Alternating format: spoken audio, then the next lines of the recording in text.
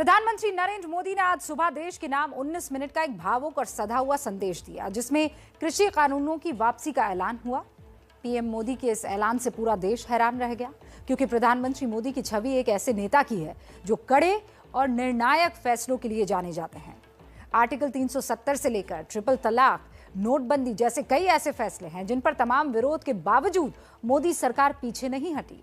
लेकिन किसान आंदोलन पर पीएम मोदी ने कदम पीछे खींच लिया। यह भी कहा कि कृषि कानून किसानों की भलाई के लिए किया गया फैसला था और उसे वापस लेने का फैसला देश हित में किया गया है, क्योंकि उनकी सरकार कुछ किसानों को समझाने में नाकाम रही। सवाल यह है कि रिकॉर्ड तोड़ बहुमत वाली सरकार और मोदी जैसा जनता से कनेक्ट रखने वाला मुखिया किसानों को क्यों नहीं समझा सका? क्यों? इसी पर आधारित आज की कवर स्टोरी मास्टर स्ट्रोक की।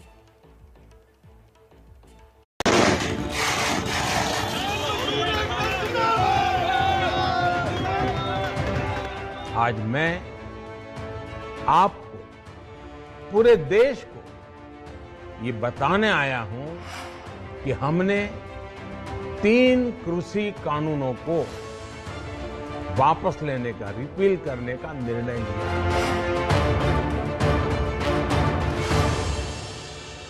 मंथन हुआ।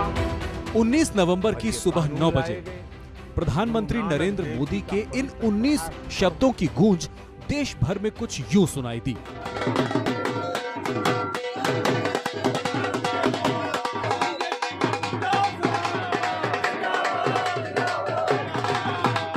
कृषि कानूनों की वापसी की खुशी में किसानों ने कहीं जलेबी बांटी तो कहीं पटाखे फोड़े। जो खुशी है वो अब दिख रही है और ये आतिशबाजी यहाँ पर चलाई जा रही है, खुशी मनाई जा रही है किसानों की तरफ से। गाजीपुर बॉर्डर पर ये आप देख सकते हैं कि यहाँ पर पटाखे चलाए जा रहे हैं किसानों की तरफ से।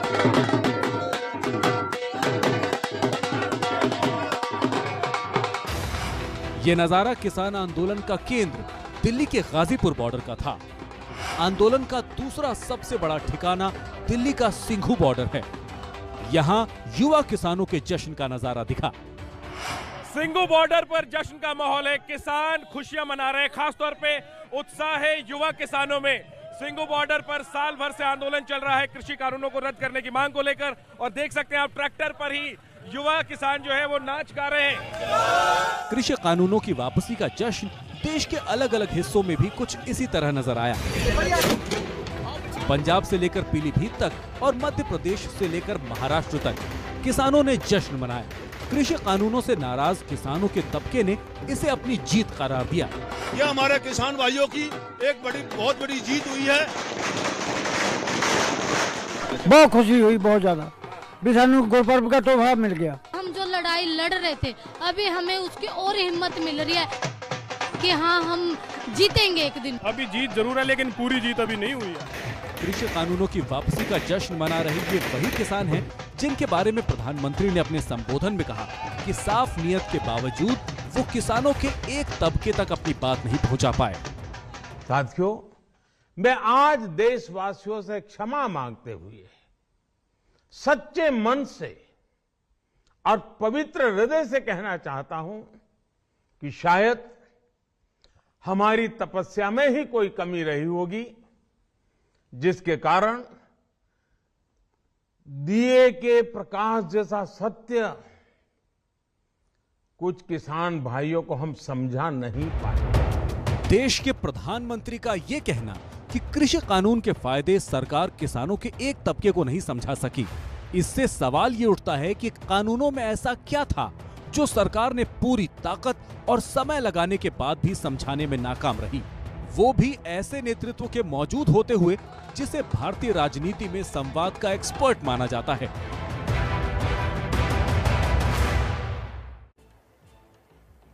देखिए, कृषि कानून को समझना इसलिए जरूरी है और क्यों बार बार इसके ऊपर जो है लगातार आलोचना होती रही, इस बात को समझना भी जरूरी है। कौन से वो बिंदु हैं जिसे सरकार समझाने में नाकामयाब रही, वो अब आप समझ लीजिए। कृषि कानूनों को सरकार किसानों की खुशहाली का गेटवे मानती है और विरोध करने वाले किसानों के गले का फंदा। इन्हीं किसानों को केंद्र सरकार समझाने में नाकाम रही और इसीलिए समझना जरूरी है कि वो कौन से पहलू हैं जिसकी वजह से नौबत कानून वापस लेने की आ गई। 3 कृषि कानूनों में पहला कानून है कृषक उपज व्यापार और वाणिज्य अधिनियम 2020। इसके तहत किसान को अपनी उपज सरकारी मंडी यानी एपीएमसी में के बाहर बेचने का हक दिया गया, लेकिन विरोध करने वाले किसानों की दलील यह थी कि इससे एपीएमसी कमजोर होगी। इस कानून के तहत सरकार का मकसद था कि किसानों को बेहतर दाम पर उपज बेचने की आजादी मिलेगी, लेकिन विरोधियों की दलील थी कि इससे बड़े कॉरपोरेट खरीदारों को खरीद की छूट मिल जाएगी। सरकार की दलील थी कि निजी खरीदारों से किसानों को अच्छे दाम मिलेंगे, लेकिन किसानों का कहना था कि इससे बिना पंजीकरण के फसलों की खरीद होगी। कृषि कानून का दूसरा हिस्सा किसान मूल्य आश्वासन और कृषि सेवा अधिनियम है। इसी कानून के तहत कॉन्ट्रैक्ट खेती का प्रावधान था, लेकिन विरोध करने वालों की दलील ये थी कि इससे किसान बंधुआ मजदूर बन जाएगा।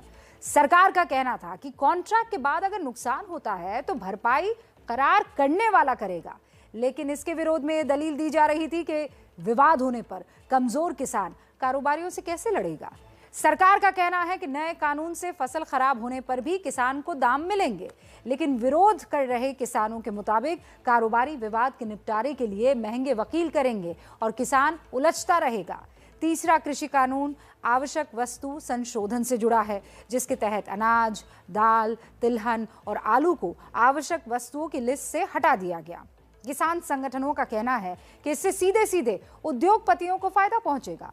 इस कानून में ये प्रावधान था कि आपातकाल छोड़कर कोई भी असीमित खरीद कर सकता है, लेकिन इसके विरोध में ये दलील दी जा रही थी कि इससे तो जमाखोरी और कालाबाजारी को बढ़ावा मिलेगा।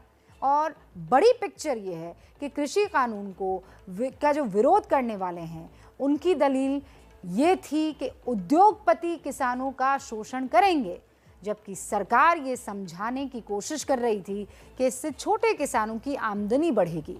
प्रधानमंत्री ने भी आज इसी बात को दोहराया।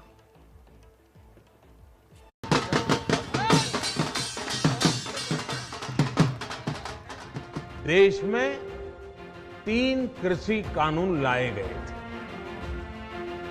मकसद ये था कि देश के किसानों को, खासकर छोटे किसानों को और ताकत मिले, उन्हें अपनी उपज की सही कीमत और उपज बेचने के लिए ज्यादा से ज्यादा विकल्प मिले।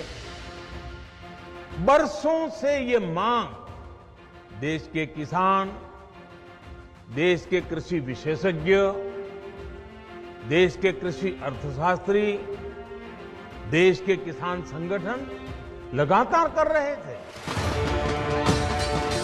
प्रधानमंत्री मोदी के मुताबिक सरकार कृषि कानूनों की इसी मंशा को कुछ किसानों तक नहीं पहुंचा सकी, और सच यही है कि कृषि कानून पर ना तो किसानों में एक राय बन सकी और न ही एक्सपर्ट्स इसे लेकर एकमत हुए।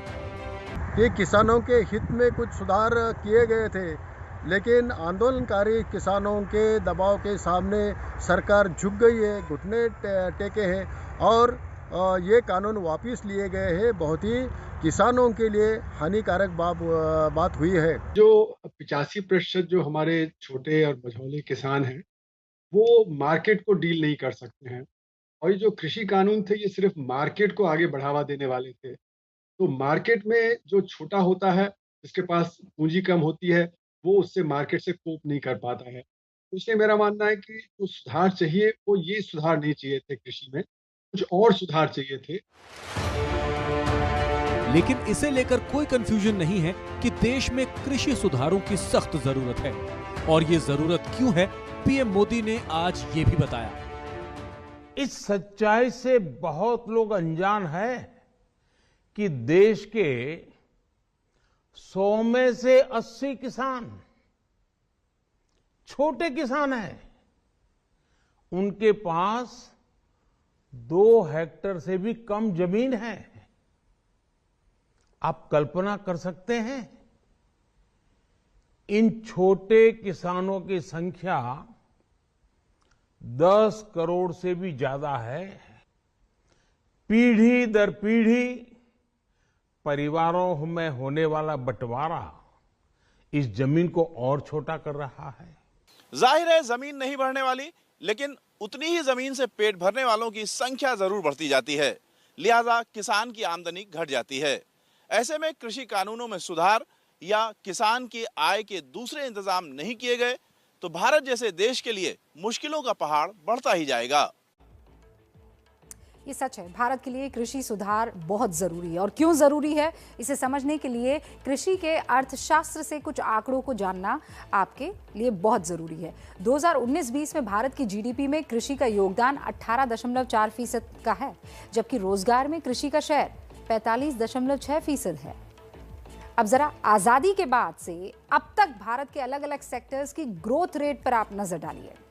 1951 से लेकर आप देखिए 52 तक, 51-52 से लेकर 2016-17 तक इंडस्ट्री सेक्टर में भारत की ग्रोथ रेट जो है वो 6.1% रही। सर्विस सेक्टर को अगर आप देखें तो ये ग्रोथ जो है 6.2% की दर्ज हुई। लेकिन कृषि में ग्रोथ रेट जो है वो देखिए आप 2.9% ही रही है। आंकड़ों से ये साफ है कि आज भी देश के रोजगार में आधा हिस्सा कृषि का है, लेकिन इसकी ग्रोथ देखिए आप, ग्रोथ रेट जो है वो सर्विस और इंडस्ट्री सेक्टर के मुकाबले आधे से भी कम है। ऐसे में अगर कृषि सुधार ना हुए तो देश एक गंभीर समस्या की तरफ बढ़ चलेगा। कृषि कानूनों पर मोदी सरकार की आप यकीन मानिए बड़ी आलोचना हो रही है। उनके विरोधी इसे किसान आंदोलन की जीत बता रहे हैं, लेकिन सरकार के समर्थकों को जवाब नहीं सूझ रहा है। बीजेपी की सरकारों के मंत्री और सांसद मीडिया के सामने आ गए, लेकिन पार्टी की तरफ से इन कानूनों की वापसी के बाद कोई आधिकारिक प्रेस कॉन्फ्रेंस नहीं हुई। किसी को भी मोदी सरकार से ऐसी उम्मीद नहीं थी। प्रधानमंत्री नरेंद्र मोदी एक मजबूत सरकार के मुखिया माने जाते हैं। 300 सांसदों के साथ बीजेपी पूर्ण बहुमत की मजबूत सरकार चला रही है। तो फिर ऐसी मजबूत पार्टी और सरकार की क्या मजबूरी थी कि वो किसान आंदोलन के सामने झुक गई? क्योंकि इससे पहले बीजेपी ने बड़े बड़े फैसले लिए, लेकिन मोदी कभी नहीं झुके। तो फिर इस बार ऐसा क्या हुआ? दहेज के खिलाफ कानून बने, ये इस देश में कभी किसी ने मांग नहीं की थी। ट्रिपल तलाक, इसके खिलाफ कानून बने, ये किसी ने मांग नहीं की थी, लेकिन प्रगतिशील समाज के लिए आवश्यक है, इसलिए कानून हमने बनाए हैं। हमारे यहाँ बाल विवाह पर रोक, किसी ने मांग नहीं की थी, कानून बनाओ। शादी की उम्र बढ़ाने के निर्णय किसी ने मांग नहीं की थी। बेटियों को संपत्ति में अधिकार किसी ने मांग नहीं की थी, लेकिन समाज के लिए आवश्यक होता है, बदलाव के लिए आवश्यक होता है, तो कानून बनते हैं। प्रधानमंत्री नरेंद्र मोदी के समर्थकों को उनका यही अंदाज पसंद है, बिंदास, बेबाक, विपक्ष की धज्जियां उड़ाने वाला। संसद में कृषि कानूनों को सुधार बताते हुए प्रधानमंत्री ने उनका ऐसे ही बचाव किया था।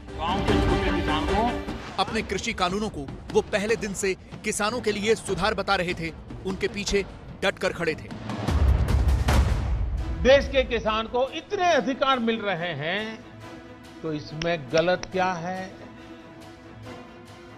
इसमें गलत क्या है कि अगर किसानों को अपनी उपज बेचने का विकल्प ऑनलाइन माध्यम से पूरे साल और कहीं भी मिल रहा है। ये सुधार 21वीं सदी के भारत की जरूरत है। साथियों, हमारे देश में अब तक उपज और बिक्री की जो व्यवस्था चली आ रही थी, जो कानून थे, उसने किसानों के हाथ पांव बांधे हुए थे। इन कानूनों की आड़ में देश में ऐसे ताकतवर गिरोह पैदा हो गए थे जो किसानों की मजबूरी का फायदा उठा रहे थे। आखिर ये कब तक चलता रहता? हम सब इस बातों से परिचित, जो ठहरा हुआ पानी होता है वो बीमारी पैदा करता है। बहता हुआ पानी है जो जीवन को भर देता है, उमंग से भर देता है। लेकिन अब तीनों कृषि कानूनों को वापस लेने के बाद सवाल ये पैदा होता है कि कि क्या कृषि सुधारों की अब जरूरत नहीं है? क्या कृषि व्यवस्था में बदलाव अब जरूरी नहीं है? क्या अब कृषि सुधारों की कोई बात नहीं होगी? असल में प्रधानमंत्री नरेंद्र मोदी का राजनीति का बेबाक और बोल्ड अंदाज ही उनकी यूएसपी है। नरेंद्र मोदी ने प्रधानमंत्रित्व काल में कई ऐसे फैसले लिए जिनका जमकर विरोध हुआ और उन्हें वापस लेने के लिए भी कहा गया, लेकिन प्रधानमंत्री नरेंद्र मोदी ने ऐसा कोई कदम नहीं उठाया। कृषि सुधारों को वापस लेने के बाद इसलिए अब ये सवाल उठ रहे हैं कि ऐसी कौन सी मजबूरी थी जिसके तहत कृषि सुधारों को लागू करने के बाद उससे एक कदम पीछे खींचने पड़े। प्रधानमंत्री नरेंद्र मोदी ने प्रधानमंत्री बनने के बाद बहुत से बड़े फैसले किए। हर फैसले पर राजनीति हुई, दबाव भी बना, लेकिन वो डिगे नहीं। जैसे नोटबंदी जैसा बड़ा फैसला किया जिसका खूब विरोध हुआ, देश में हंगामा हुआ, प्रदर्शन हुआ, विपक्ष का दबाव पड़ा, लेकिन सरकार ने फैसला वापस नहीं लिया। इसी तरह से सरकार ने जीएसटी लागू करके एक बड़ा टैक्स रिफॉर्म किया। इसका भी विपक्ष ने जमकर विरोध किया, लेकिन सरकार ने इसे वापस नहीं लिया। सरकार ने मुस्लिम महिलाओं के लिए ट्रिपल तलाक कानून बनाया। इसका भी राजनीतिक और धार्मिक तौर पर विरोध हुआ, लेकिन सरकार नहीं मानी और यह कानून आज भी लागू है। सरकार सीए यानी नागरिकता संशोधन विधेयक लेकर आई। इसका भी पूरे देश के मुसलमानों ने बड़ी संख्या में विरोध किया। जगह जगह महीनों तक धरने हुए, लेकिन सरकार डटी रही और कानून वापस नहीं लिया। फिर कोरोना आया तो सिर्फ 4 घंटे के नोटिस पर पूरे देश में लॉकडाउन कर दिया गया। कहा गया कि 21 दिन में कोरोना की चेन टूट जाएगी। ऐसा नहीं हुआ। देश में महीनों तक लॉकडाउन रहा, करोड़ों लोग बेघर हुए, उनकी नौकरी गई, लेकिन सरकार ने इस फैसले को हमेशा जरूरी बताया। तो फिर ऐसी क्या मजबूरी थी कि कृषि सुधार जैसे महत्वपूर्ण विषय पर बनाए गए कानूनों को वापस ले लिया गया? इसे चुनावी मजबूरी कहा जा रहा है। बीजेपी के अंदर बैठे लोग इस बात से इनकार कर रहे हैं, लेकिन एक बात तो तय है कि प्रधानमंत्री नरेंद्र मोदी और उनकी सरकार का समर्थन करने वालों को ये फैसला पसंद नहीं आया है। नरेंद्र मोदी स्टाइल की जो राजनीति हो रही थी अब तक, और उस राजनीति में जो भरोसा जता रहे थे, उनको ये उम्मीद थी कि प्रधानमंत्री इस फैसले पर टिके रहेंगे, कृषि कानूनों को कृषि सुधार बताते रहेंगे, लेकिन उन्होंने अपने कदम पीछे खींचे। दोनों बातें तो अब सच नहीं हो सकती। कृषि कानूनों को लागू करते वक्त ये कहा जा रहा था कि ये किसानों के हित में है।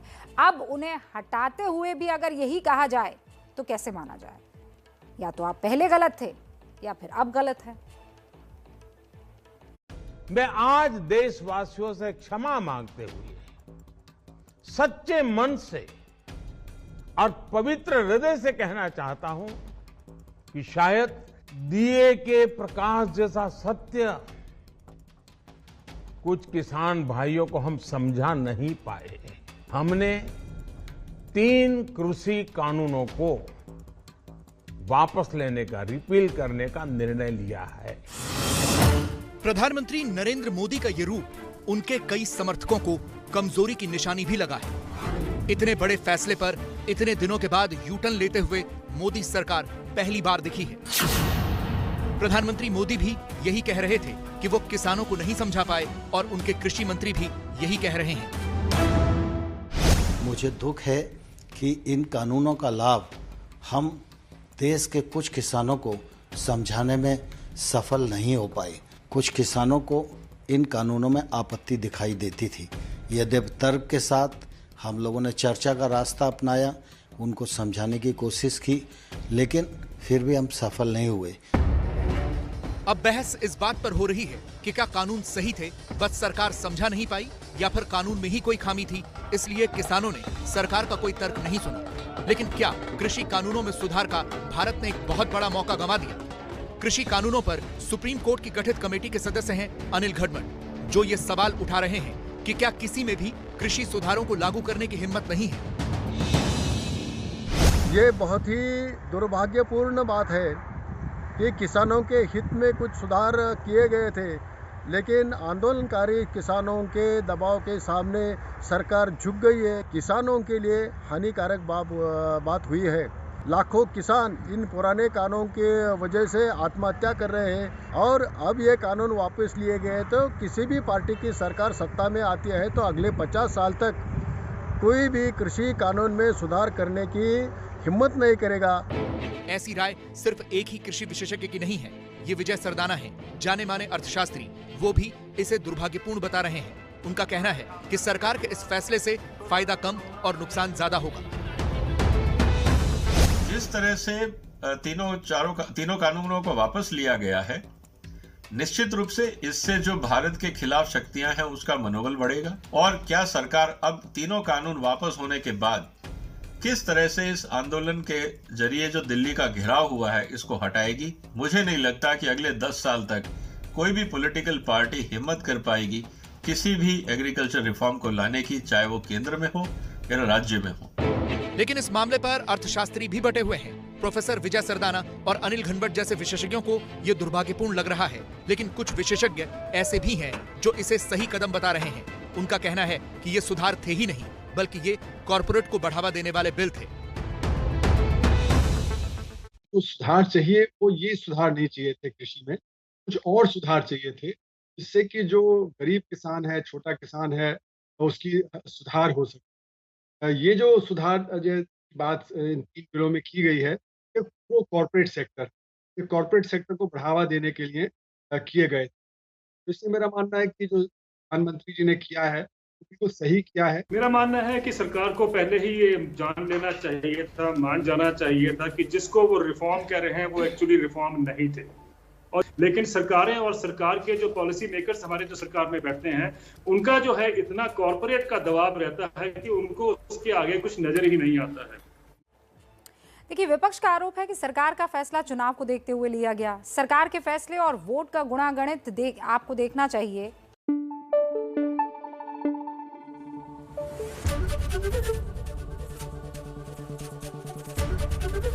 ABP न्यूज आपको रखे आगे।